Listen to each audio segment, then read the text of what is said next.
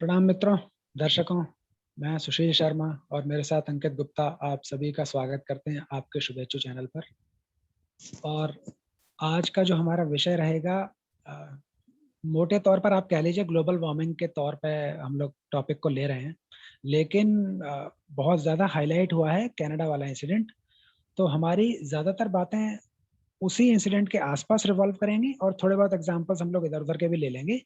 लेकिन जो इसका अम्ब्रेला रहेगा वो ग्लोबल वार्मिंग का वाला ही रहेगा। तो मालिक, मैं सबसे पहले ये जानना चाहूँगा कि ये जो कनाडा वाला इंसिडेंट है, ये रियली में ग्लोबल वार्मिंग के कारण है, या जो सुनने में आ रहा है कि वहाँ जंगलों में आग लगी थी और सडनली टेम्परेचर बहुत ज़्यादा हो गया था, 49 डिग्रीज़ के पार हो गया था, जहाँ पे फिर लोगों के मरने की धड़ाधड़ खबरें आती गईं। तो प्लीज़ बताइए कुछ।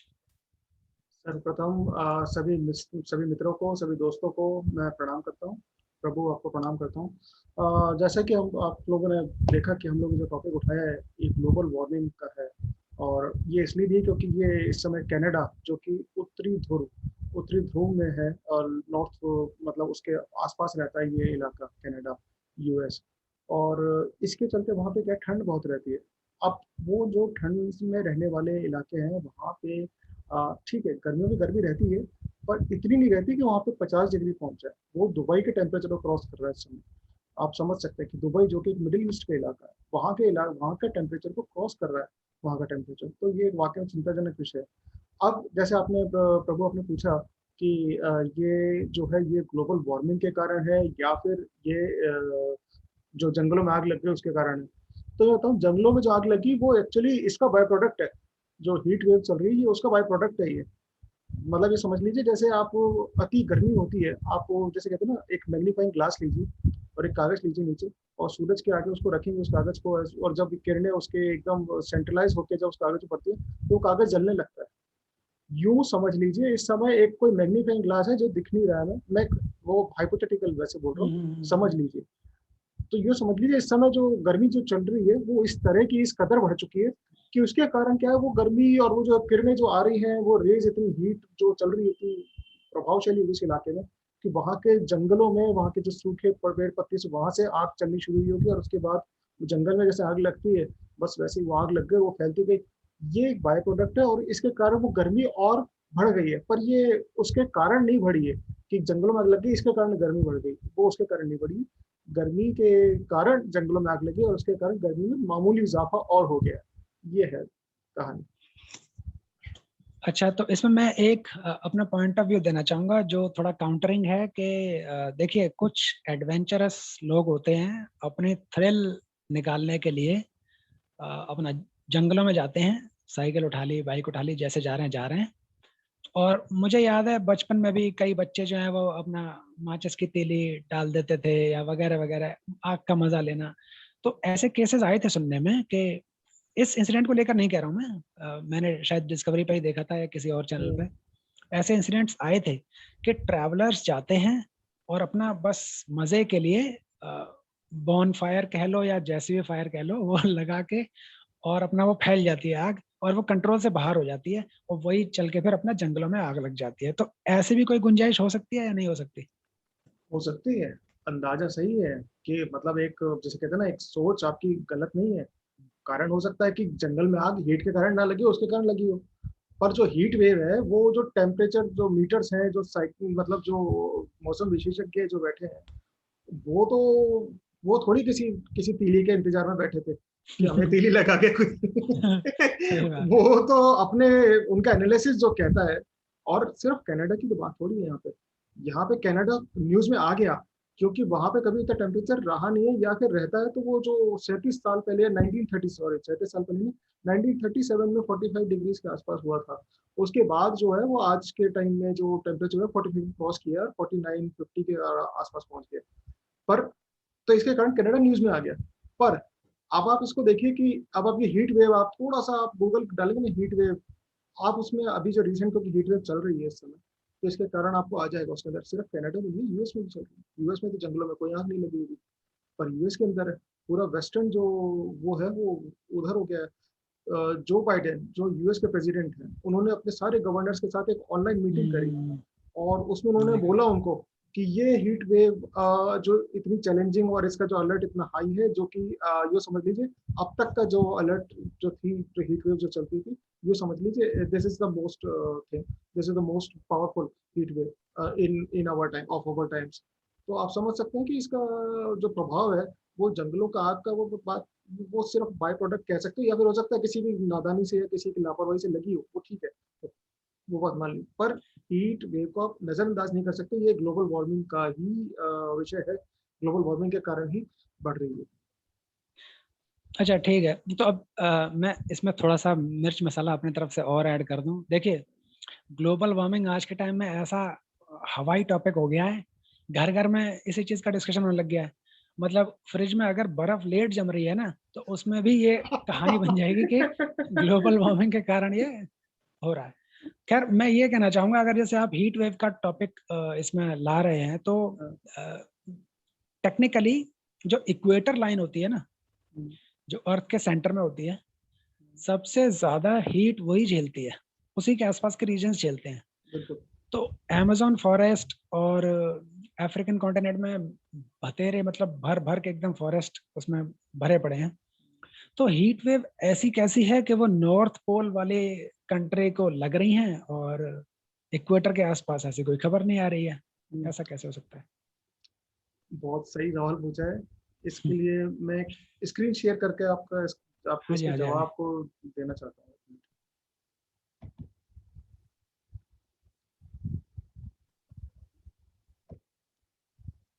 हाँ जी, स्क्रीन नजर आ गई और मुझे उम्मीद है दर्शकों को भी नजर आ रही होगी। ग्रेट। जाते हैं, इसमें लिखा हुआ है यूएस कनाडा, ये द क्विंट का पेज है, और इसमें इसी न्यूज़ के बारे में बात हो रही है। US Canada heat wave, what is the cause, when will it ईबीबी।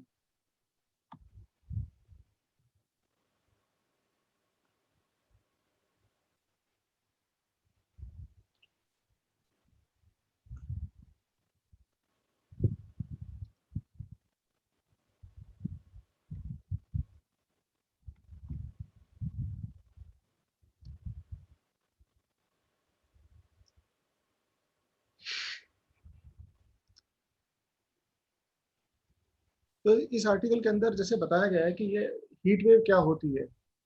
हम्म।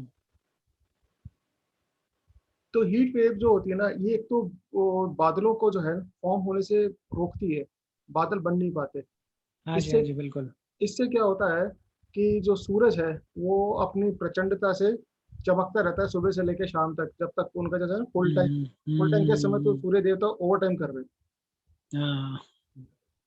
अच्छा, what is causing heat wave in the US and Canada, मैं एक बार पढ़ लेता हूँ आपको, मैं एक बार रीड कर रहा हूँ, रीड पढ़ के करके सुना रहा हूँ, तो इसका हम लोग ठीक उसका ठीक हिंदी ठीक अनुवाद भी करते हैं। वेयर हाई प्रेशर ठीक। In the atmosphere intensifies over a specific region over several days or weeks, it leads to the formation of a heat wave। ठीक है, ये बहुत ही हम्म। वन लाइन में डेफिनेशन है।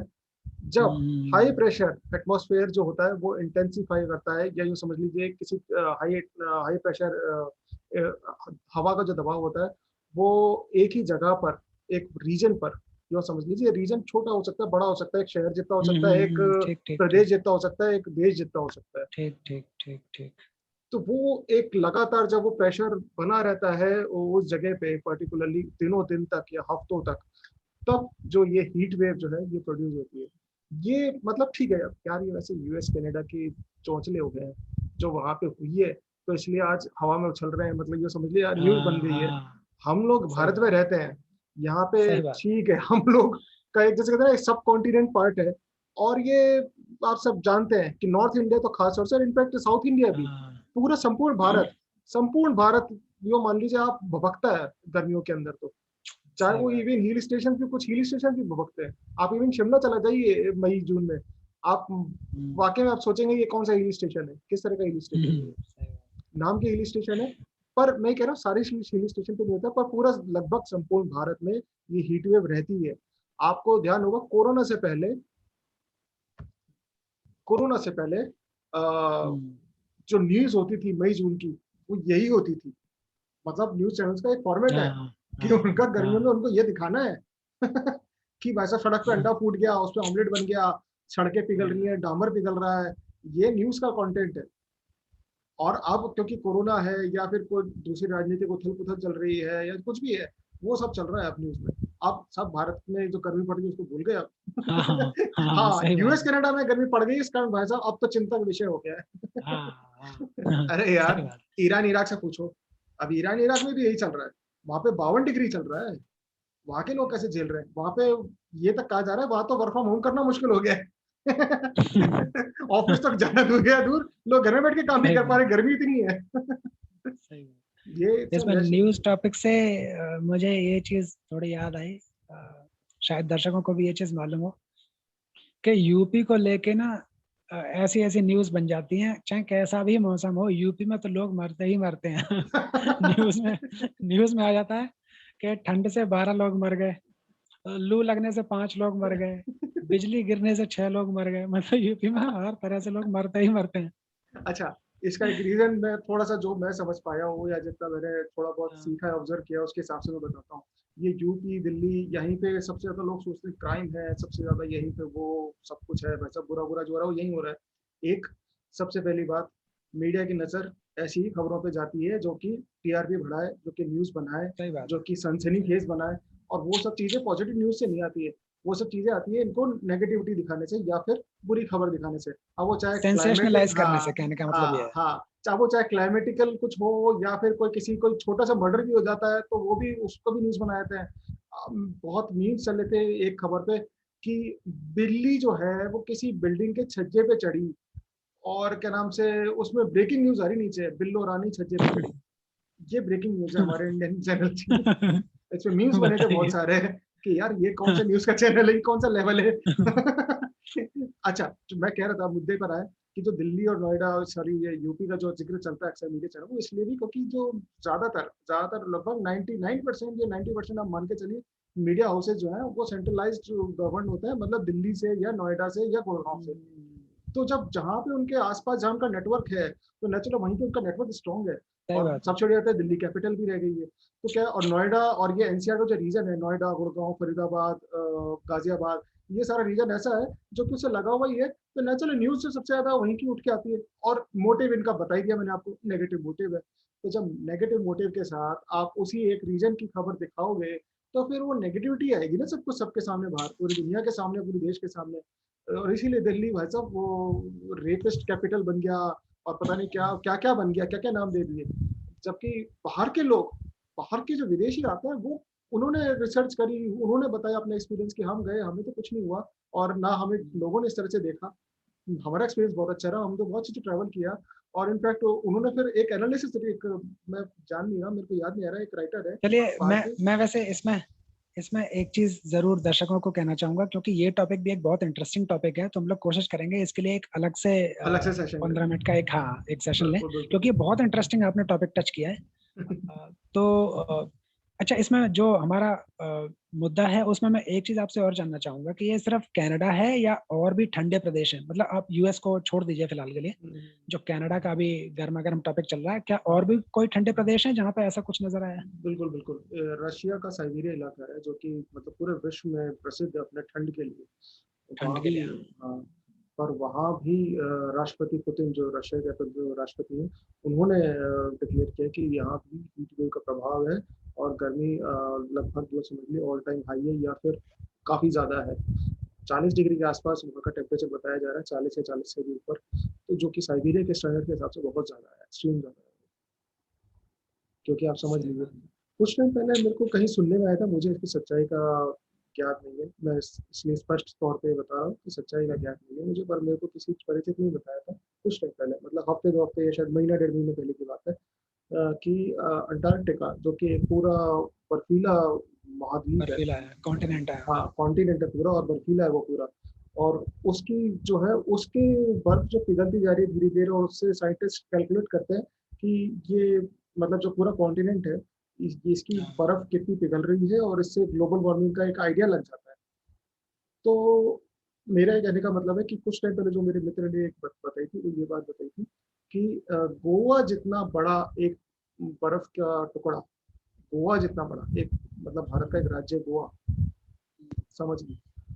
उतना बड़ा बर्फ का टुकड़ा पिघल के बह गया। तो मतलब एक तरीके से समझ लीजिए वो दिन दूर नहीं जब अंटार्कटिका नाम ही नहीं रहेगा, सिर्फ क्योंकि वहाँ पे जब बर्फ का ही बना हुआ है पूरा कॉन्टिनेंट, तो सही जब बात बर्फ ही नहीं रहेगी तो कॉन्टिनेंट किस काम का कॉन्टिनेंट ही नहीं रहा, वो तो समुद्र बन गया ना पूरा, पानी पानी हो गया। पर ये है चिंता का विषय है बहुत ज़्यादा। और इसीलिए मैं ना इस मिलता-जुलता टॉपिक है, इसलिए मैं आपको बता रहा हूँ कि असम का एक व्यक्ति है जो कि फॉरेस्ट मैन के नाम से मशहूर है। मैं उनका नाम गूगल करके बता सकता हूँ, लेकिन हाँ जी, हाँ जी, आप हाँ लोग जी। भी गूगल कर सकते हैं कि पर उनके लिए कहा जाता है कि वो जब छोटे थे शायद 15-16 साल के, तब उनको बाढ़ आती थी और वो सब कुछ तहस-नहस हो जाता था। तो हाँ, उन्होंने कारण पूछा था, तो लोगों ने बोला कि यहाँ पे बंजर भूमि है या कुछ होता नहीं है, पेड़ नहीं है, इसके कारण बारिश आती है और सब कुछ दलदल सा हो जाता है और सारे घर तहस-नहस हो जाते हैं, सब कुछ बर्बाद हो जाता है। वो तब का दिन है और आज का दिन है। वो रोज़ वहाँ पे पेड़ वहाँ पे लगाते रहे और उन्होंने खुद ने पता नहीं 5 हेक्टेयर या पता नहीं कितना बड़ा एक जंगल खड़ा कर दिया। जंगल और खड़ा कर दिया, ये जंगल तो खड़ा है। कर दिया। He is famous as forest man of India. उनको पद्मश्री से हुँ, नवाज़ा गया है, उनको बाहर की हाँ, बहुत सारी बिल्कुल। संस्थाओं ने नवाज़ा है, बहुत सम्मान दिया उनका। और पता है क्या, हम लोग बाहर की चीज़ों को अक्सर बहुत ज़्यादा वैल्यू करते हैं, पर हमारे घर के अंदर जो बैठे हैं, जिसे घर की मुर्गी दाल बराबर, वो वाली हालत है हमारी।